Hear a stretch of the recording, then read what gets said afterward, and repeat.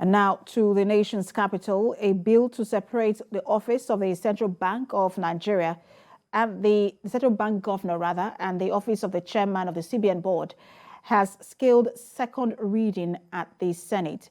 The bill, sponsored by Senator Sadiq Umar, representing Kwara North Senatorial District, seeks to amend the CBN Act No. 7 to enable the appointment of another person as chairman of the board. And National Assembly correspondent Tijesu Adeoye reports.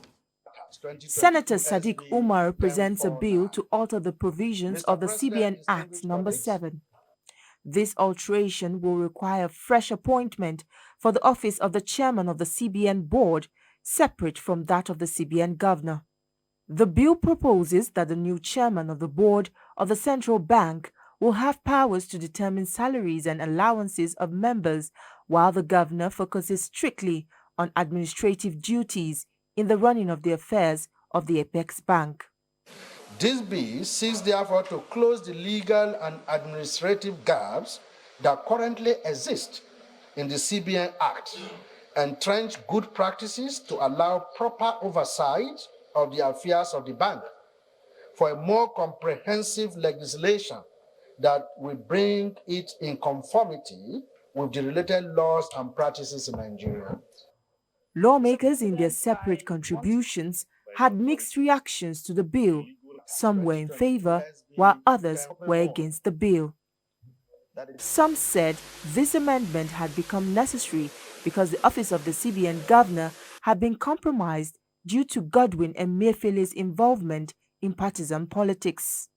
In other claims, the Central Bank of Nigeria governor doesn't run for election or doesn't have political ambition.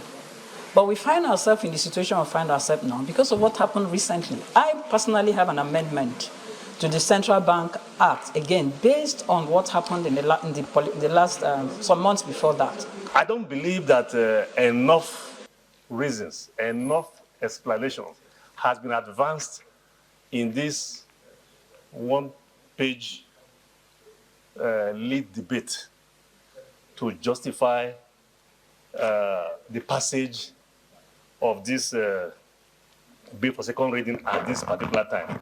At the height of the argument, the bill was put to a voice vote and the ayes resounded loudly. Those in favor that this bill be now read a second time, say aye. Aye. Those against, say nay. Nay. The ayes have it.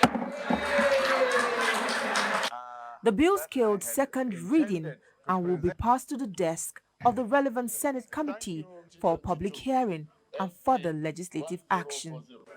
Tijesu Adeoye, CBN News, Abuja.